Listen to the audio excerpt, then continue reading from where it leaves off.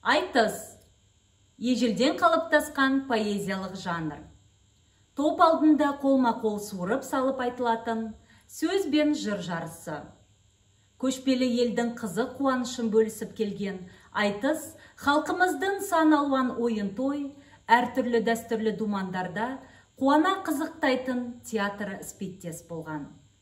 Қазіргі таңда барша музейлер өз қызметінде қазақтың салт дәстүрін, мәдени құндылықтарын дәріптеу және сақтау мақсатында түрлі форматтағы іс-шараларды ұйымдастыруда. Соның бірі ауыз әдебиетінің ежелден келе жатқан жанры айтыс. Наурыз айында музейдің ұйымдастыруымен мектеп оқушыларының арасында айтыс сайысы болған еді. Соның бір үзіндісін тамашалаңыздар.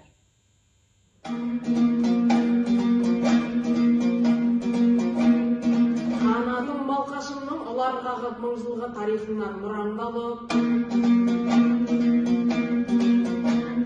жез қанат жүйрік туған ел аман ба қырында ит жүгірткен қыран бағып, айтыстың алаңына келіп тұрмын тор төбет тұлпарма тұмар тағып, ендеше қадамыма тілеу айтыспен ат бәйгеге құмар халық.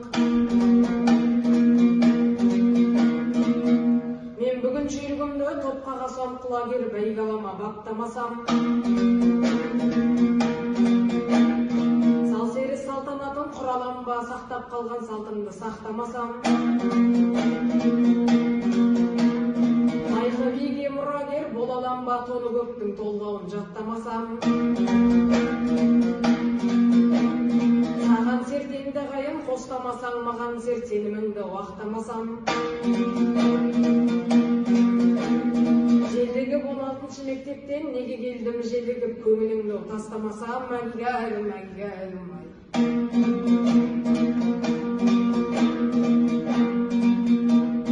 Өр рухты балқашымның ұлдарымыз, ақжалау ақнелік шыңдағыбыз.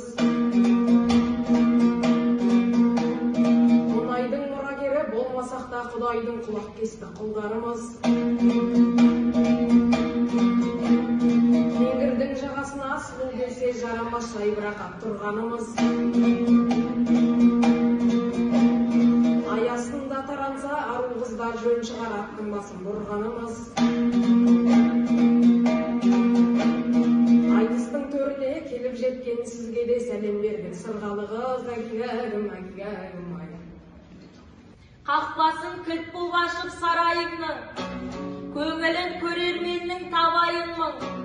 Жырына сусындаған халықсың ғой, Марқасқай Махамбет пен Абайыңның игигай, игигай.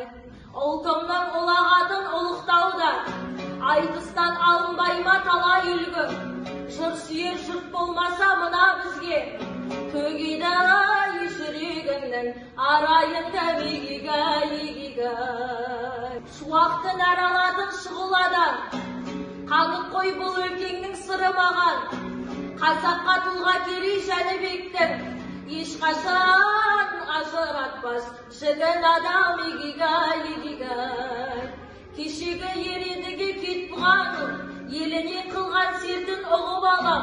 Бір ғажап заңдылық бар бұл арада, талғамны ең жалмапты құбыладан.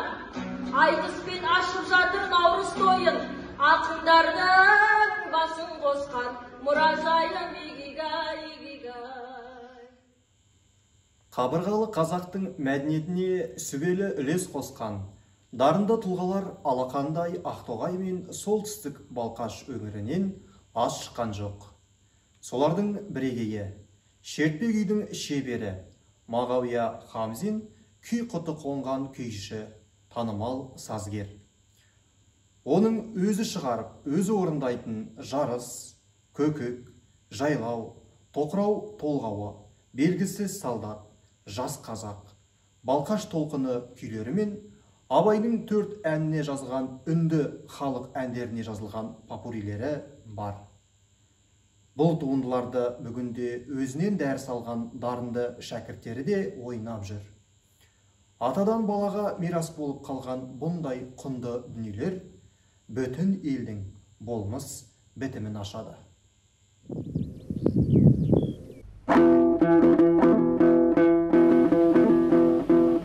Бұл күз Мағауияның соңғы күзі болды.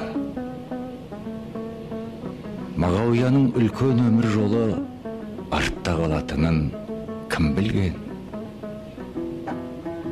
Туған елдің күзі. Бұл да адам өмірінде өте шығатын қысқа да тамаша маусым. Асқан домбыраша, сезімтал жүректі, өне бойы адамгершілікке толы Мағауия Хамзин қазақ даласын, оның еңбеккер жұртшылығын өз өнерімен баурап, бас итерді.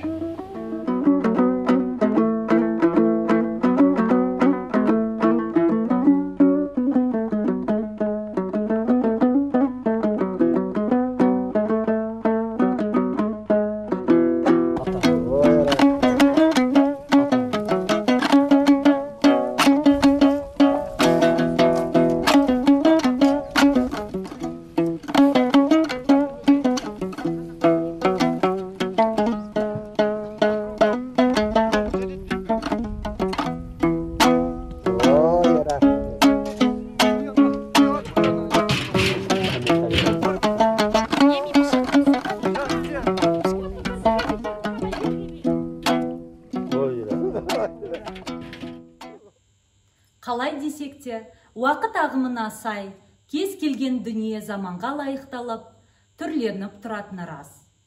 Домбыра өткен ғасырдың 30-шы жылдары халық аспаптары оркестрінің құрылуының нәтижесі барысында жаңашыл өзгерістер еніп дамыған болса, 90-шы жылдарының ортасына таман күйді, әуенді компьютермен әрлеу домбыраға тыныс берді.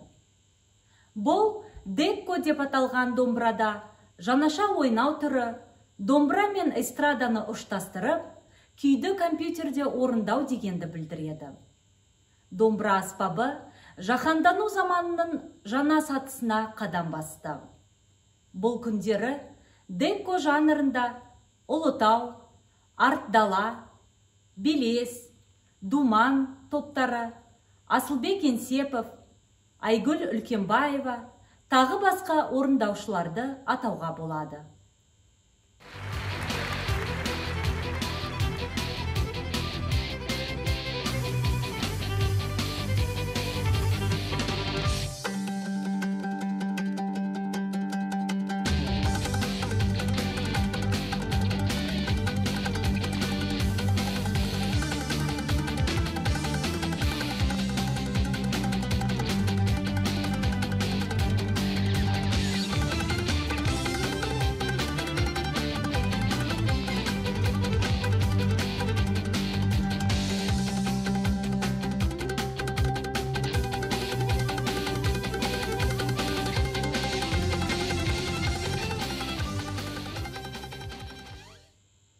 Ұлттық аспабымызда халқымыздың тыныс тіршілігі, болмысы баяндалып, ұлтымыздың өткені мен болашағы бейнеленетін өңі тозбас өнеріміздің өрісі кеңи беретініне күмән жоқ. Уақыт сүзгісінен өтіп, көп жылдар бойы шыңдалып, жылдан жылға бой көтеріп келе жатқан қазақтың ұлттық тәрбиесінің өзегі, қазақ домбырасы болашақ бала тәлімінің өзегі болары хақ. Жоралы жұртымыздың қатпар-қатпар тарихынан, асу да асу кезенінен сыр шерткен күй толғау, сыңғырлы сұлу ән әуен құлағымыздан кетпесін. Халқымыздың қасиетті ұлттық аспабы домбыра төрімізден түспесін. Қазақтың күйі күмбірлей берсін. Қасиетті домбыра әр қазақтың төрінен орын алсын. Ұлттық домбыра күні құтты болсын.